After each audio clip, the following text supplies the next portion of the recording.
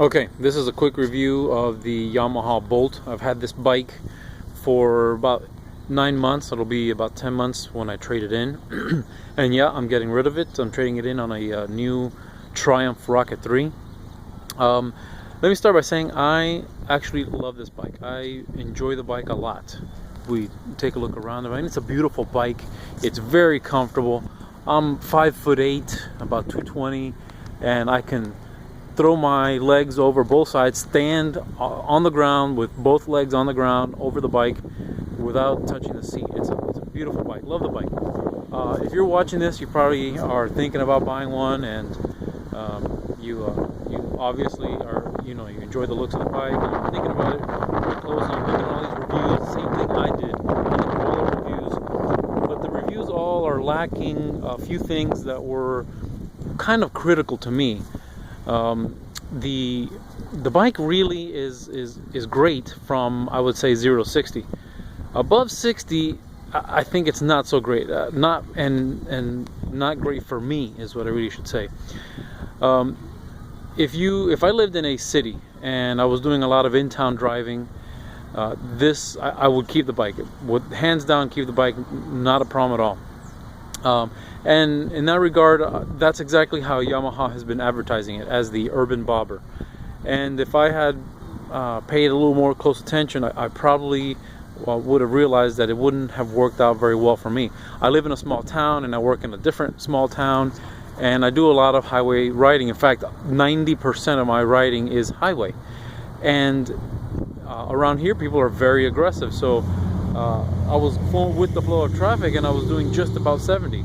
So when it comes time to passing or getting out of the way, going from 70 to 80 or 90 just to get around something, it is a bit of a long wait to get up to that, and it's not very comfortable to be in a situation that you don't feel like you're safe and you just can't get out of the way fast enough.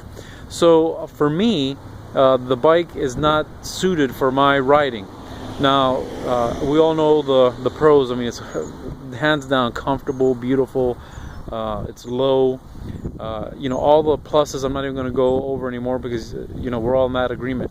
The cons, the reason other than I want to trade it in because of the highway issue, is the low ground clearance. Here's my driveway. There's a little bit of a lump right there, and there's a little ramp right there.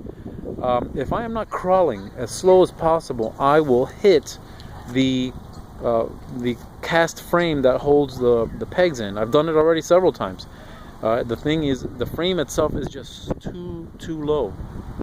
Obviously the pegs, everybody says they scrape the pegs. Me too. I scrape the pegs on both sides. Every time I take the bike out, I am scraping the pegs. So that's a bit of an issue there.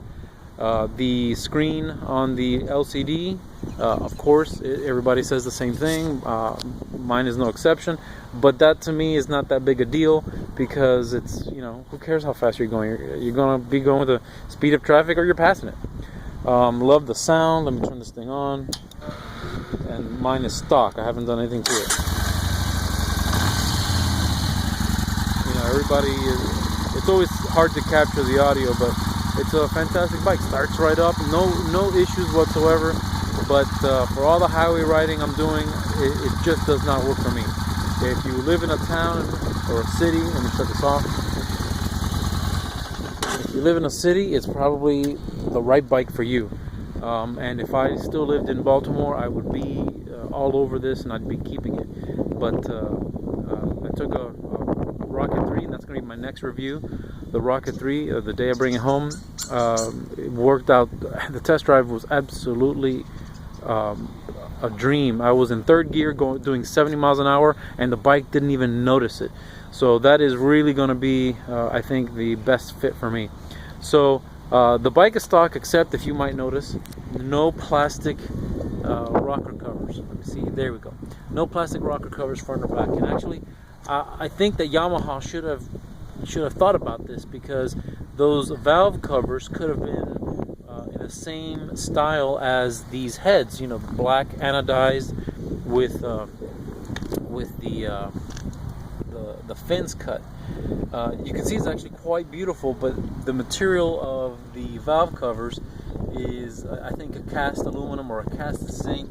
You can see it's kind of pitted and oxidized, but still looks better than the damn plastic. The one modification I had to make is I made this little stainless steel bracket right here. You can see it right there, stainless steel bracket, in order to mount the air cleaner. So other than that, stock bike. And honestly, if you look at those heads, I think they look a ton better than the damn those plastic rocker covers. I'm sure there'll be somebody that disagrees with me.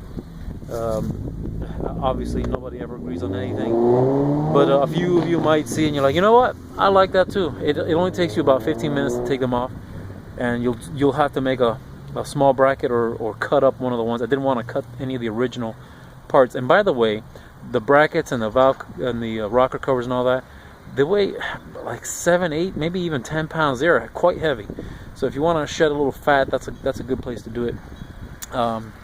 Not much to shed on this, but you know, the bike has been great, and I do like it. If I had more money and more space, I would probably keep it, but I don't have that much of either, so so that's why she's going out, and something bigger and better is coming in. All right, guys, I hope this helped. Thanks.